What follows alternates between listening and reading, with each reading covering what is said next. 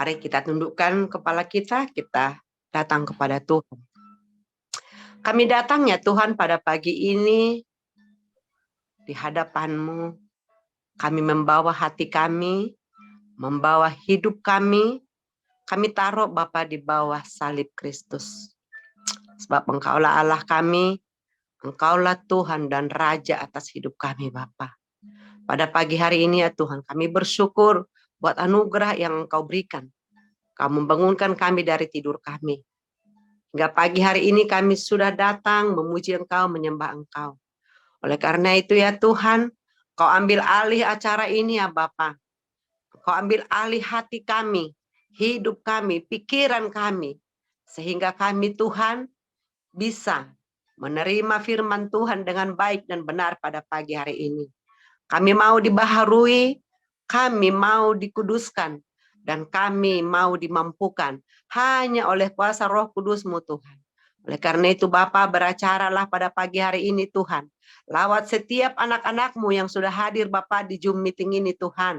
Dimanapun kami berada, apapun keberadaan kami pada pagi hari ini. Kuasa-Mu, Roh Kudus-Mu yang maha dahsyat itu sanggup memulihkan kami, sanggup menyembuhkan hati kami, sanggup memperbaharui hidup kami Tuhan. Sehingga kami semakin hari semakin sempurna, semakin selaras dengan firman Tuhan. Terima kasih Bapak buat pagi hari ini. Teman-teman kami yang belum bergabung, biarlah Tuhan mempercepat langkah mereka. Sehingga kami Tuhan boleh bersama-sama berbagi, bersharing, dan mendoakan Bapak lewat wadah ini. Terima kasih Bapak buat the power of love. Terima kasih Tuhan buat napas kehidupan yang Kau berikan pada pagi hari ini. Terutama hamba-Mu Tuhan yang akan membawakan sharing pagi hari ini Tuhan. Biarlah juga Engkau yang menguasai, Engkau yang menuntun sehingga apa yang disampaikan pada pagi hari ini sesuai hanya dengan firman Tuhan. Di dalam nama Tuhan Yesus Kristus kami sudah siap, kami mau bersharing bersama Bapa. Haleluya. Amin. Baik, shalom Bapak Ibu. Amin. Pagi hari ini kita akan bersharing hari pertama di minggu yang ketiga ya pada bulan November. Sebentar lagi kita akan masuk bulan Desember menyambut perayaan hari kelahiran Kristus ya. Tapi pada pagi hari ini kita mau bersharing, kita mau belajar bersama-sama dengan satu topik yaitu hati yang dipulihkan. Wow, kalau bicara hati ini ya pasti kita banyak punya pengalaman. Pernah sakit hati apa? Adakah di antara kita yang tidak pernah sakit hati, Bapak Ibu? Ya, saya pikir kalau kita sehat pasti pernah ya. Pernah sakit hati, pernah dikecewakan, tapi pernah juga mengecewakan. Ya, kita sadar atau tidak sadar pernah kita mengecewakan orang lain, membuat orang lain juga sakit hati. Nah, oleh karena itu pada pagi hari ini kita mau belajar. Kita sebagai anak Tuhan, anak yang sudah dipilih, anak yang sudah dikuduskan oleh Tuhan Yesus Kristus ya, yang sudah dianggap jadi ahli waris, Tuhan tidak mau kita punya sakit hati. Kita harus menjadi anak-anak yang baik, anak-anak yang tidak menyimpan dendam, anak-anak yang menyenangkan hati Tuhan ya. Oleh karena itu Bapak Ibu, pagi-pagi hari ini sebagai ayat panduan kita mau buka firman Tuhan dari Amsal 4 ayat 23 ya. Ayat ini sudah sangat familiar, bahkan mungkin kita sudah hafal tanpa buka Alkitab ya, ataupun tanpa buka HP suci katanya bahasa sekarang, bahasa gaul ya. Amsal 4 ayat 23, demikian firman Tuhan, mari kita baca bersama-sama di tempat kita. Ya, 2, 3 ya.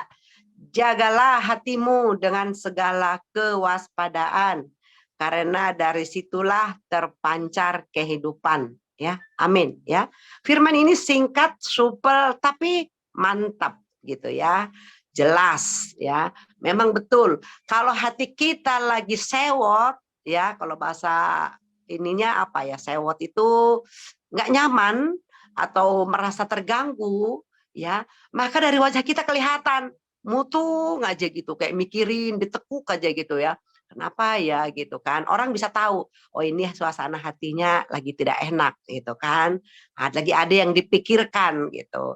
Nah, tapi kalau kita lagi berbunga-bunga, lagi jatuh hati, ya kan? Oh, kalau yang muda jatuh hati. Nah, yang tua juga jatuh hati. Jatuh hati sama apa? Sama sesuatu, barangnya mungkin dia punya kesukaan motor atau punya hobi. Kalau dia lagi berbunga-bunga, lagi dapat juara, lagi dapat hadiah, oh, itu wajahnya juga kelihatan benar-benar sukacita banget, senyum-senyum aja, ketawa-ketawa gitu ya. Nah, itulah hidup itu memang.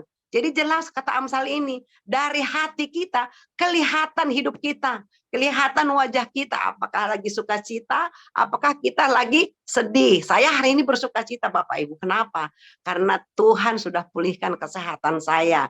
Wah, kemarin sempat 3 hari menderita lumayan ya, di Zoom pun kelihatan lemas gitu. Karena kita berusaha pun tetap masih badannya belum fix. Tapi hari ini puji Tuhan sudah hampir 90% ya. Jadi ya kita juga harus tunjukkan, oh ini loh kita harus sudah lebih semangat lagi. Oleh karena itu Bapak Ibu, pada pagi hari ini kita mau belajar tentang hati ini. Karena Tuhan tidak ada satu orang pun, dan orang yang sakit hati tidak berkenan di hadapan Tuhan. Karena kenapa? Mulai dari sakit hati, nanti dibumbui lagi, dan tidak dibumbu-bumbu yang lain, datang lagi angin yang lain, itu akan menimbulkan sesuatu nanti. Jadi mulai nanti tumbuh lagi kejahatan-kejahatan yang lain. Mulai iri dibumbui lagi dengan yang lain nanti, mulai merencanakan yang jahat. Nah, itu kata firman Tuhan ya. Jadi kalau ada sakit hati, segera bereskan ya, segera sembuhkan, segera bawa datang kepada Tuhan. Bagaimana cara menyembuhkannya? Tadi pujian kita dahsyat. Yang pertama datang kepada Tuhan, minta dibaharui hatinya. Wow, luar biasa. Ketika datang kepada Tuhan, Tuhan ini hati saya. Dan itu lagu pertama itu, saya mau ingatkan, itu adalah lagu wajib The Power of Love. Jadi nanti tolong itu dipelajari, dan itu ada lagu bahasa Inggrisnya juga ya, The Power of Love ya, kekuatan kasih ya. Kalau bahasa Indonesia, ku datang Tuhan ya, baharui hatiku. Itu lagu wajib The Power of Love ya, jadi wajib tahu itu. Itu memang lagu nggak sembarangan. Kenapa? Karena hanya oleh kuasa Roh Kudus ya, di Betre itu dikatakan hanya oleh kuasa Roh Tuhanlah hati kita bisa disembuhkan Bapak Ibu ya. Jadi nggak ada, kalau dengan kuasa kita tidak mampu kita. Oleh karena itu kita akan belajar pada pagi hari ini. Bagaimana sih langkah agar kita sakit hati kita bisa terobati? Sakit hati sama siapa? Ya, sama anak-anak boleh, ya, bisa jadi. Sama tetangga bisa juga. Sama suami, istri apalagi, karena sering bersentuhan. Tapi masalahnya ketika kita tersinggung, kita sakit hati, apakah kita langsung membereskan? Nah, itu permasalahannya. Ya, nah kemudian sama siapa lagi? Sama teman sepelayanan, sesama hamba Tuhan, di the power of love. Bisa jadi, saya nggak tahu, mungkin Pak Boris bisa juga sakit hati sama saya. Aduh, saya kemarin WA Bu Tiar nggak langsung dibalas gitu kan. Nah, tapi kalau Pak Boris mau milih sakit hati, itu pilihan dia. Dia nggak tahu, saya kemarin sakit, ya boro-boro untuk angkat telepon, ya kepala kunang-kunang, sampai ya dibilang drop banget gitu ya. Jadi nggak konsentrasi, nggak saya angkat contohnya. Nah, jadi makanya dibilang ada perkataan ya, kepahitan itu atau sakit hati itu adalah keputusan, pilihan ya. Nah, kalau kita bijak, kalau kita sudah dewasa rohani, kita harus bisa ketika orang tidak menanggapi kita, ketika orang tidak bisa menerima kita, maka kita dalam hati mungkin dia ada kesibukan, mungkin dia ada kendala lain. Nah, kita harus berpikir seperti itu. Atau yang kedua, ketika orang lain melakukan sesuatu yang tidak baik dan kita yang merasa tersakiti, kita juga harus punya cara berpikir yang dewasa. Oh, mungkin dia lagi senewen, mungkin hatinya lagi tidak nyaman, mungkin dia butuh sentuhan, mungkin dia butuh doa. Nah, itu juga merupakan tips-tips ataupun hal-hal yang kita lakukan ketika hati kita tidak nyaman.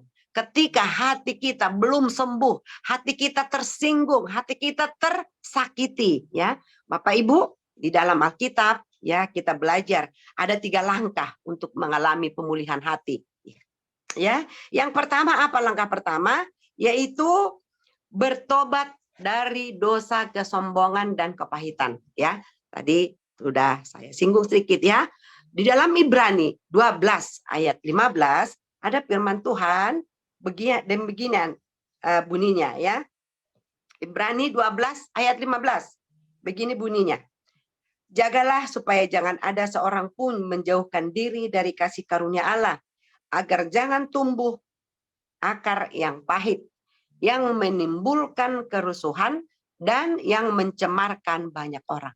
Ya, rupanya akar pahit itu bisa menimbulkan kerusuhan. Ya, waduh, kalau terjadi kerusuhan, udah pasti kacau balau. Tidak ada lagi damai sejahtera. Tidak ada lagi ada Tuhan di situ. Tidak ada lagi kebenaran di situ terjadi. Oleh karena itu, Bapak Ibu, kita harus datang kepada Tuhan. Jangan menjauhkan diri dari kasih karunia. Kasih karunia itu apa? Dari Kristus, dari Tuhan, dari Roh Kudus, dari persekutuan-persekutuan. Itu juga kasih karunia. Ya, kalau kita menjauhkan diri, memilih sakit hati, udahlah besok saya nggak zoom lagi. Soalnya yang bicara dia lagi, gitu kan? Ada yang begitu. Kenapa? Karena kita melihat orang. Kita bukan mencari Tuhan. Kita bukan mencari perkenanan Tuhan. Kita bukan bertemu dengan Tuhan. Bukan mencari firman Tuhan. Apa Tuhan buat saya hari ini agar saya bisa berjalan dengan Tuhan, agar saya bisa melewati hari-hari saya. Yang kita lihat wajah-wajah orang, ya, itu yang membuat kita sering tidak bisa ya menyembuhkan hati kita. Tapi mulai dari sekarang kita belajar, mari kita datang kepada Tuhan. Tadi dikatakan jangan menjauhkan diri dari kasih karunia. Jangan menjauhkan diri dari Tuhan, dari pertemuan-pertemuan ibadat, lebih lagi dikatakan, ya, yang baik silakan, sehingga kita bisa sembuh dari kepahitan. Ya, kesombongan adalah akar dari semua dosa manusia. Ya, itu jelas dikatakan. Ya, iblis itu mengajar pada waktu itu, bukan mengajar, maksud saya memberitahukan kepada Hawa, kalau kamu makan buah yang di Taman Eden itu, yang di tengah itu, kamu akan sama seperti Tuhan. Nah, itu berarti kan mengajari dia biar sombong. Nah, dan pada saat itu Hawa tergoda. Waduh, sama gitu ya, sombong. Nah, itulah akar dari segala kejahatan. Ya, oleh karena itu pagi hari ini kita mau buang itu. Nah, kemudian yang kedua, kepahitan. Kepahitan ini kita sering juga mencari-cari alasan. Ini karena dia, ini karena kamu, bukan saya yang salah. Nah, tapi lewat pengajaran Kristus jelas dikatakan kita tidak boleh mempersalahkan orang. Kalau Tuhan mempersalahkan kita, maka kita semua akan binasa. Tidak ada satupun yang selamat. Karena semua manusia sudah berdosa, kata kitab Roma. Semua akan binasa, tidak ada satupun yang selamat. Tapi Yesus mengajarkan, ayo kita harus bisa mengampuni orang lain. Seperti Kristus sudah mengampuni kita. Itu yang pertama, bertobat dari kesombongan dan kepahitan. Bahwa orang lain pun pernah membuat kesalahan. Kita pun pernah juga berbuat salah. Mari kita renungkan, siapa yang pernah kita sakiti hari-hari ini? Akhir-akhir ini, ya. Pernah kita sakiti, pernah tersinggung dengan omongan kita, dengan perbuatan kita, ya. Kita mulai dari yang terdekat kita, karena kalau yang jauh sangat mustahil, tapi di Zoom ini juga bisa, ya. Itu. Kemudian yang kedua, menerima kasih karunia Allah lewat salib Kristus, ya. Nah, jadi hanya lewat salib Kristuslah, ya, kita bisa selamat. Kristus yang sudah menggantikan posisi kita disalibkan. Tadinya saya yang harus disalibkan karena banyaknya dosa saya, pelanggaran saya. Tapi karena begitu besar kasih Allah ya kepada saya, kepada dunia ini, dia yang menggantikan, dia yang disalibkan. Maka saya bisa berdamai dengan surga. Saya bisa berdamai dengan Allah Bapa di surga. Ya, di dalam 1 Petrus 2 ayat 24, ya. Firman Tuhan berkata demikian, saya bacakan untuk kita. Ia sendiri telah memikul dosa kita, maksudnya Kristus ya, di dalam tubuhnya di kayu salib, supaya kita yang telah mati terhadap dosa, hidup untuk kebenaran. Oleh bilur-bilurnya kamu telah sembuh. Amin ya. Jadi karena Yesus sudah memikul salib kita, dosa saya, maka saya sembuh. Sembuh dari dosa, saya diampuni. Anggaran ya, saya sudah diampuni dan saya dilayakkan menjadi ahli waris kerajaan surga. Itu yang kedua Bapak Ibu. Nah, kemudian yang ketiga adalah mengampuni dengan iman Kristus ya. Hanya dengan iman kepada Kristus Yesus, kita bisa mengampuni orang lain. Bukan karena kuat dan gagah kita. Kalau kita mengandalkan pikiran kita, hari ini kita bisa mengampuni. Tiba besok ada lagi, belum tentu bisa.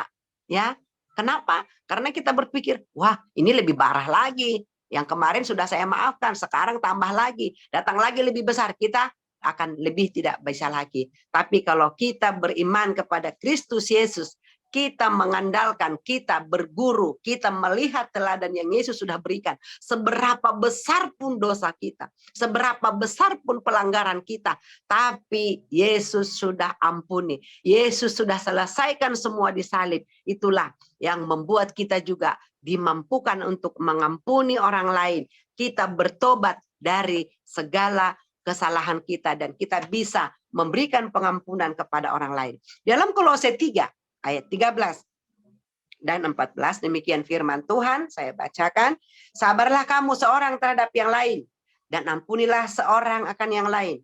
Apabila yang seorang menaruh keadaan dendam, maksud saya menaruh dendam terhadap yang lain, sama seperti Tuhan telah mengampuni kamu, kamu perbuat jugalah demikian. Ayat 14 dikatakan, dan di atas semuanya itu, kenakanlah kasih sebagai pengikat yang mempersatukan dan menyempurnakan. Ya, amin. Bapak Ibu, firman ini luar biasa. Ya, memang kasih itu tiada duanya. Ya, makanya dikatakan kesimpulan dari semua ataupun dari seluruh Alkitab ini, ya, Alkitab kita ini kesimpulannya adalah kasih, ya, kasih kepada Tuhan dan kasih kepada sesama. Nah, itu yang harus kita praktekkan seperti Kristus telah mengasihi kita. Oleh karena itu Bapak Ibu, pada pagi hari ini, ya, kita mau bersharing bagaimana dengan hati kita. Apakah hati kita hari-hari ini juga sudah mengalami, ya, pemulihan, ya, sudah bisa menerima kekurangan orang lain, sudah bisa mengampuni orang lain, ya. Dan ketika kita sudah bisa mengampuni orang lain, menerima kekurangan dan kelebihan orang lain. Ada juga orang menerima kekurangan orang lain bisa, tapi menerima kelebihan yang bisa. Ada nggak Bapak Ibu? Ada. Contohnya apa?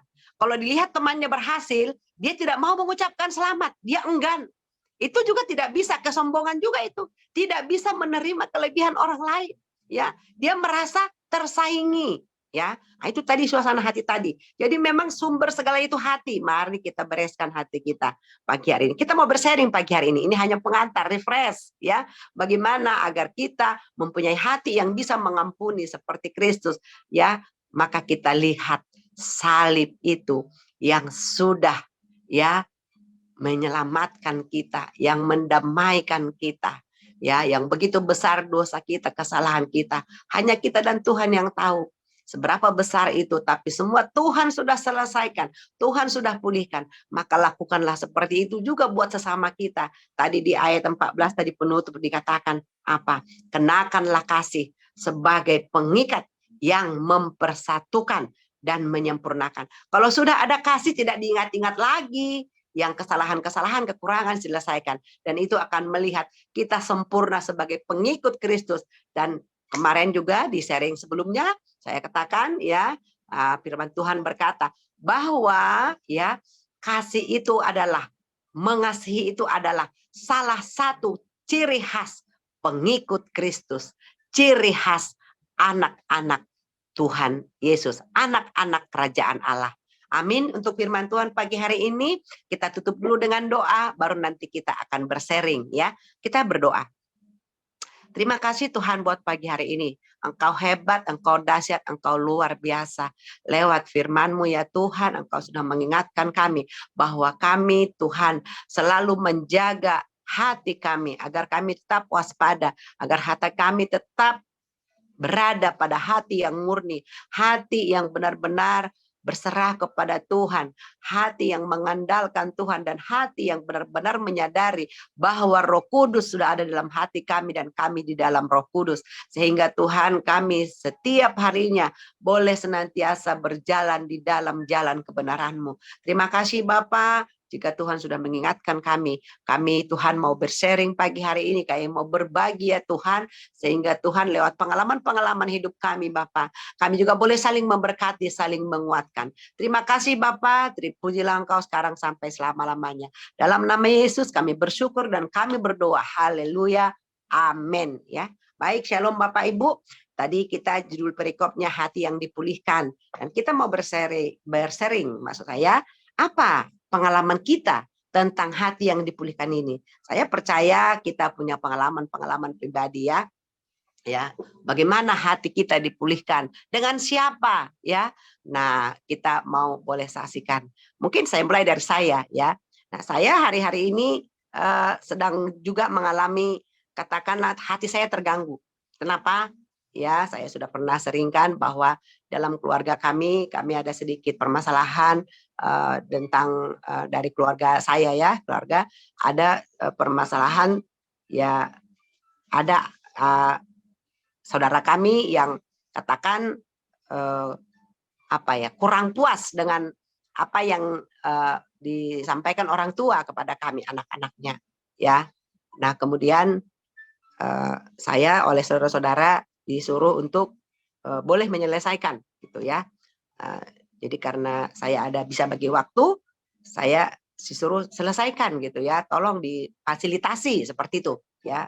Nah, kemudian saya datang, saya hubungi, namanya fasilitasi harus hubungi kedua belah pihak ya, pihak orang tua dan juga pihak saudara saya, kakak dan adik saya.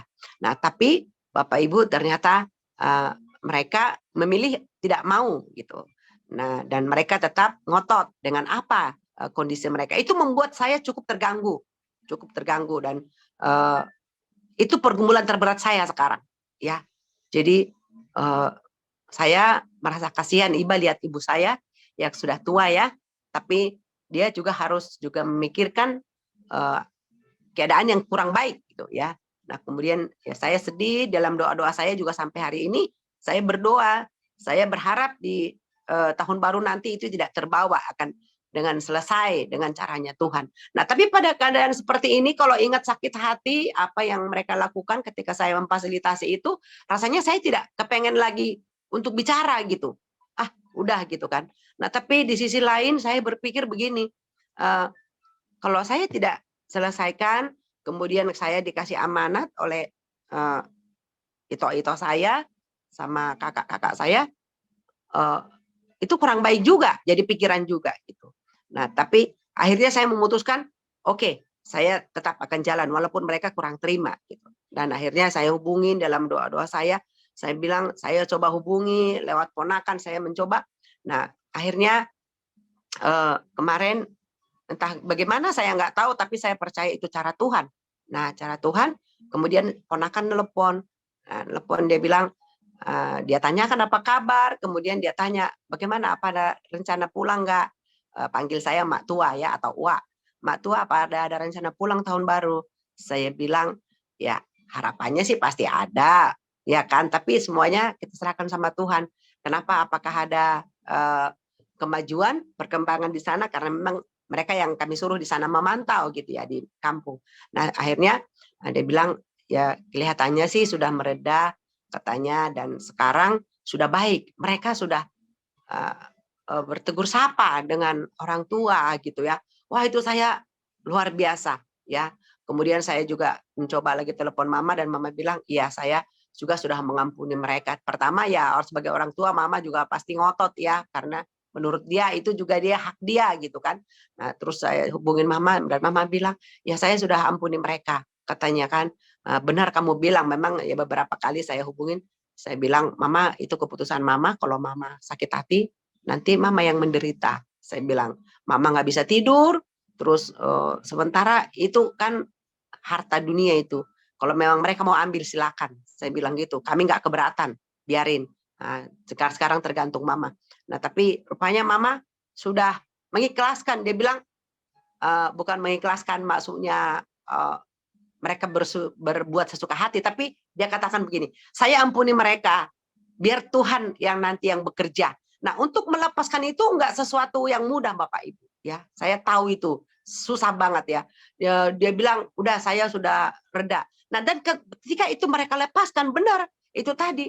Mereka sudah datang menyapa, sudah datang. Berarti itu semuanya adalah pekerjaan Roh Kudus. Dan di doa-doa saya itu, bahkan saya sampai doa dan puasa, saya bilang, Tuhan ini nggak benar, Tuhan kasihan orang tua yang sudah lanjut, tapi harus memikirkan, bukan memikirkan kekurangannya, tapi kelebihannya. Jadi karena dia punya kelebihan, dia bagikan, tapi justru ada yang tidak puas ya. Itu yang membuat kita sesuatu, wah gitu. Dan itu bagi saya sangat-sangat sedih lah saya mendengarnya, jujur ya. Nah itu jadi pergumulan saya dan doa saya. Dan saya berharap ya lewat forum ini, saya juga minta doa. Saya ajarin, saya memberitahukan kepada saudara-saudara yang lain juga, kita harus lepaskan pengampunan. Akhirnya mereka bilang, wah ternyata sudah baikan gitu di grup. Saya bilang gini, sebenarnya roh kita selalu baikan, tapi otak ego kita lah yang membuat kita seperti ini. Saya bilang akhirnya kita sempat berbenturan, sempat nggak cakapan. Nah sekarang pun ya walaupun hanya lewat sosmed, kita percaya ke depannya. Memang belum kita singgung, tapi biarlah dulu hubungan dulu diperbaiki.